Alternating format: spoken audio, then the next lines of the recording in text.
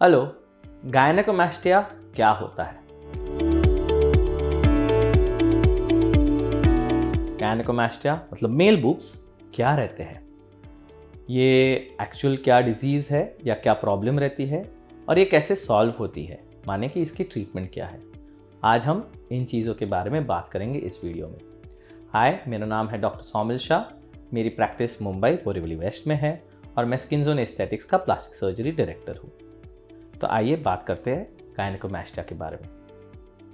गायनेकोमास्टिया जो कॉमनली जिसे man boobs या मेल बूब्स या मूब्स के बारे में जाना जाता है, ये कॉमन टर्मिनोलॉजीज है जो काफ़ी लोग यूज़ करते हैं। ये एक काफ़ी कॉमन प्रॉब्लम है। गायनेकोमास्टिया जो है ये मानते हैं कि हार्मोनल इम्बैलेंसेस के वजह से होता है, पर ये हार्मोनल इम्बैलेंसेस 100% मेल्स में होती है at the time of puberty. यानी कि जब 10 से 14 साल के बीच में मेल्स में 100% मेल्स में ये एक ग्लैंड करके जो बोलते हैं ये आता है, जो बिहाइंड द एरियोला और निपल रहता है मेल चेस्ट में। ये अपने आप फिर चले जाता है। बट कंजर्वेटिवली जब हम बात करें तो 20 से 30% मेल्स में ये ग्लैंड रह जाता है।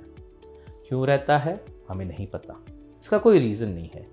कुछ खाने पीने के वजह से या एक्सरसाइज के वजह से या आपका वज़न कुछ ज़्यादा है या कम है, ये सब की वजह से ऐसा नहीं है कि ये ग्लैंड वापस अंदर रह जाता है। बस इसका कोई रीज़न नहीं है। इसे आपको अगर समझना है तो समझिए कि जैसे आपके हाथ में एक छठी उंगली है। इसका कोई कारण नहीं है, ये बस रहता है लोगों में। और जैसे एक 6 फिंगर रहती है, इसकी ट्रीटमेंट भी आपको कोई दवाई वगैरह से नहीं हो सकती। इसकी ट्रीटमेंट सर्जरी है।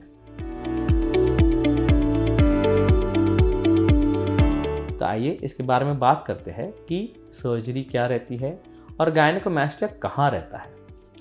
तो अगर हम बात करें कि आपका नॉर्मल शरीर कैसा रहता है, नॉर्मल चेस्ट एक मेल में कैसा रहता है, तो फिर से समझ लीजिए कि आपका शरीर एक सैंडविच की तरह है, लेयर्स में बटा हुआ। तो सबसे बाहर वाला लेयर रहता है स्किन, इसके नीचे आता है फैट। तो आप जो भी पिंच कर पाते हैं वो फैट। इसके नीचे आता है मसल्स, ये वो मसल्स है पेक्स जो हम बिल्ड करते हैं ड्यूरिंग एक्सरसाइजेस। एंड तीसरी चीज़ जो होती है उसके नीचे आता है, लास्ट चीज़ जो होती है इसके नीचे आता है वो है बोन्स, जो रिब्स रहते हैं।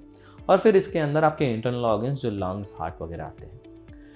गायनेकोमास्टिया जो है ये सबसे ऊपर के लेयर में, माने कि स्किन के जस्ट नीचे ये गायनेकोमास्टिया रहता है। ये मसल में भी नहीं जाता। तो ये जो है ये एक काफ़ी सुपरफिशियल चीज़ है, जो ग्लैंड रहता है वो जो रहता है, ना कि कोई डीप चीज़ हो। इसकी सर्जरी जो है मतलब कि सुपरफिशियल सर्जरी है, ना कि कोई इंटरनल ऑर्गन्स की सर्जरी हो।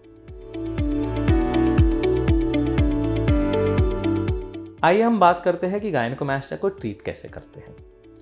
गायनेकोमास्टिया के ट्रीटमेंट में आप कोई दवाई वगैरह से, कोई खाने पीने से, कोई एक्सटर्नल शॉक वेव्स से गायनेकोमास्टिया ट्रीट नहीं हो सकता। इसके पीछे आप प्लीज़ पैसे और टाइम वेस्ट ना करें। हमारे पास बहुत पेशेंट आते हैं जो बाकी सारी ट्रीटमेंट्स ट्राई करके आते हैं, पर कुछ रिजल्ट्स नहीं मिलते। तो गायनेकोमास्टिया का ट्रीटमेंट जो है वो है सर्जरी। तो हम क्या करते हैं सर्जरी में?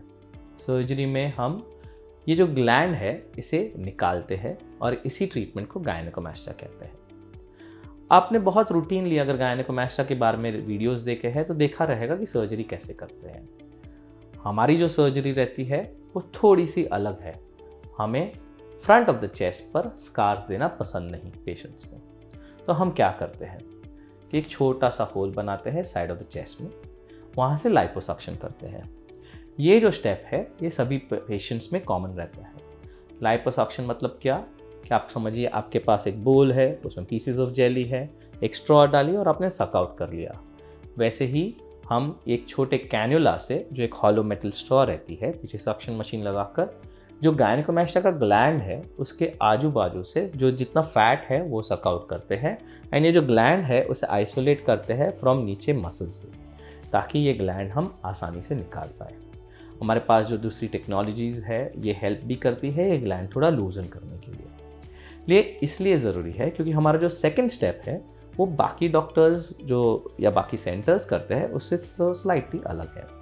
आपने अगर वीडियोस देखे रहेंगे तो देखा रहेगा कि जो एरियोला और स्किन के बीच में जो स्किन डिफरेंस रहता है वहाँ पर यूजुअली डॉक्टर्स कट लेते हैं और वहाँ से जो ग्लैंड है वो निकालते हैं।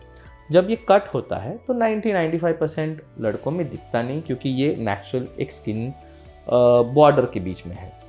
पर जिन लोगों में दिखता है वो उतना ही प्रॉब्लम देता है जितना प्रॉब्लम की गायनेकोमास्टिया करता है। इसीलिए हमने जो गायनेकोमास्टिया की सर्जरी अडॉप्ट की है, ये हमने इन्वेंट नहीं की, ये काफ़ी पुरानी सर्जरी है। काफ़ी लोग ऑल ओवर द वर्ल्ड इसे करते हैं, सक्सेसफुली होती है। हम भी 2019 से कर रहे हैं इसे। तो ये जो सर्जरी है ये बेसिकली अंदर से जो ग्लैंड रहता है उसे सेम होल जहाँ से हमने लाइपोसक्शन किया है, जो साइड ऑफ द चेस्ट में रहता है, उससे ही निकाल के कट आउट करते हैं। अब ये जो है इसे पुल थ्रू टेक्निक कहते हैं। ये जो आपका होल रहता है ये साइड ऑफ द चेस्ट में रहता है, फ्रंट से नहीं दिखता। तो आपका समझो स्कारिंग, बॉडी का स्कारिंग जो है वो अच्छा नहीं है, फिर भी ये चीज़ हम कर सकते हैं। ये जो रहता है अराउंड 5 मिलीमीटर का स्कार रहता है, उससे ज़्यादा होता नहीं है स्कार, तो हम ये आराम से अच्छे से निकाल पाता है विदाउट मच स्कारिंग। ये जो रहता है अगर आप फ्रंट से देख रहे हैं तो दिखता नहीं, साइड से एक ही स्कार दिखेगा, प्लस आपका जब हाथ नीचे है तो ज़्यादा वो स्कार भी दिखता नहीं।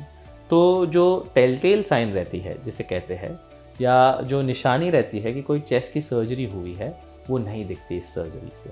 और इससे ये फ़ायदा होता है कि जो कॉन्फिडेंस है लड़कों का, बिकॉज कि गायनेकोमास्टिया सर्जरी की कोई साइन नहीं है, वो और बढ़ जाता है। तो ये हुई बात कि हम कैसे गायनेकोमास्टिया सर्जरी करते हैं, वो थोड़ी अलग है दूसरे लोगों से, और उसका फ़ायदा मेनली स्कारिंग का है कि फ्रंट ऑफ द चेस्ट पे स्कारिंग नहीं होती। सो ये हुई बात गायनेकोमास्टिया के बारे में। आपको गायनेकोमास्टिया के बारे में और कुछ जानकारी चाहिए तो हमें आप मैसेज कर सकते हैं, कमेंट्स में डाल सकते हैं। हमारा फ़ोन नंबर दिया है या हमारी वेबसाइट है, कहीं पर भी जाके बात कर सकते हैं। आपको चाहिए तो आप हमें डेफिनेटली कंसल्टेशन के लिए आ सकते हैं हमारे Borivali west clinic skin zone aesthetics में। Thank you.